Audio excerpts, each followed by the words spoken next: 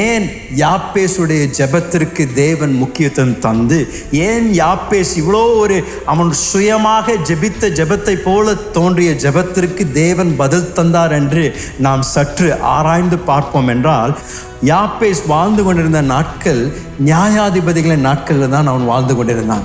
அவனை சுற்றி இருந்த மற்ற மக்களும் அவர்களுடைய சொந்த விருப்பத்திற்காக வாழ்ந்து கொண்டிருந்தார்கள்.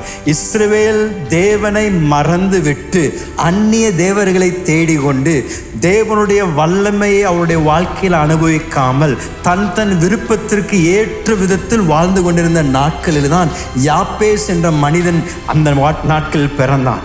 அந்த நாட்களில் பிறந்த இந்த மனிதன், அவனுடைய வார்த்தை சொல்லுகின்றது, அவனுடைய சகோதரரை காட்டிலும் இவன் கனம் பெற்றவனாய் இருந்தான் என்று தேவ வார்த்தை சொல்லுங்க. அதற்கு ஒரு முக்கியம் உண்டு. யாப்பேசு அவன் வாழ்ந்த நாட்களில் மற்றவர்களைப் போல இருந்த ஒரு மனிதன் இல்லை.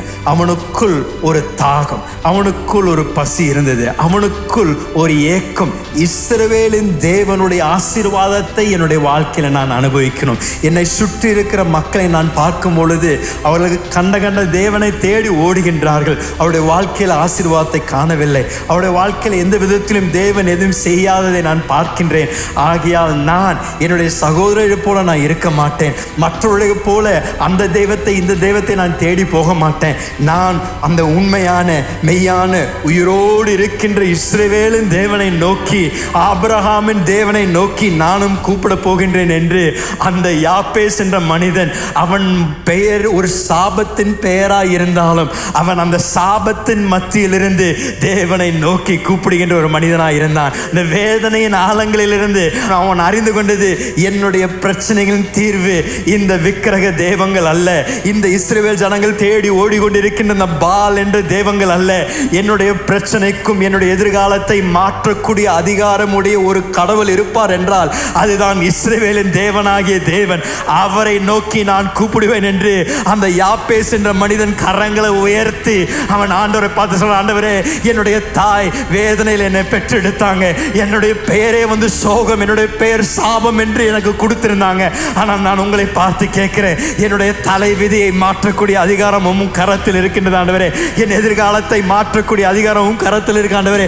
ஆகையால் என் கரங்களை உயர்த்தி என்னை நீர் ஆசீர்வதியும் என்று யாப்பேஸ் என்ற மனிதன் ஜெபித்த நிமித்தம் தேவனாம் ஜெபத்தை கேட்டான் என்று தேவ வார்த்தை சொல்லுகிறது. அப்படின்னா இன்றைக்கு நீங்களும் நானும் கற்றுக்கொள்கின்றது, நாம் எப்பேற்பட்ட சூழ்நிலையில் இருந்தாலும், எப்பேற்பட்ட ஒரு பின்னணியிலிருந்து வந்திருந்தாலும், எந்த குடும்பத்தில் நீங்கள் பிறந்திருந்தாலும், ஒருவேளை தலைமுறையாக உங்க குடும்பத்தில் சாபம் இருந்தாலும், பலர் உங்களை பார்த்து நீ எதற்கும் உதவ மாட்டேன், உன் வாழ்க்கையில் எதுவும் லாக்கி ஆகாது என்று சொல்லியிருந்தாலும், நீங்களும் நானும் இஸ்ரவேலின் தேவனிடத்தில் வந்தோம் என்றால் அவரிடத்தில் நாம் நம்முடைய வாழ்க்கையின் ஆசீர்வாதத்தை பெற்றுக்கொள்ளலாம். நம்முடைய எதிர்காலத்தின் அந்த தலை விதியை மாற்றக்கூடிய அதிகாரம் உடையவர் அவர் ஒருவரே.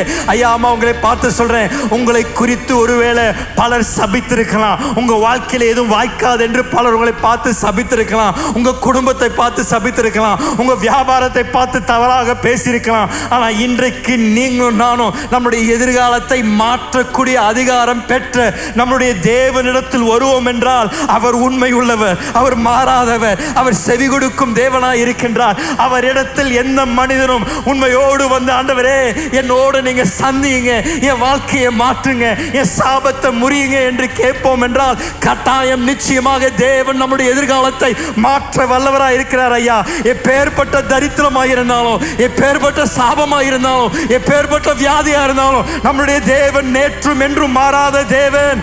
அவரிடத்தில் நம்முடைய வாழ்க்கைக்கு தேவையான அத்தனை ஆசீர்வாதம் அவர் கரத்தில் உண்டு. அவரை நோக்கி கூப்பிடுகின்ற எந்த ஒரு ஜனமும் வெட்கப்பட்டு போக மாட்டாங்க. அவரிடத்தில் வந்து கேட்கும் பொழுது அவர் உண்மை உள்ளவர், கேட்கின்ற காரியம் நம்முடைய வாழ்க்கையில செய்ய வல்லவராய் இருக்கின்றார்.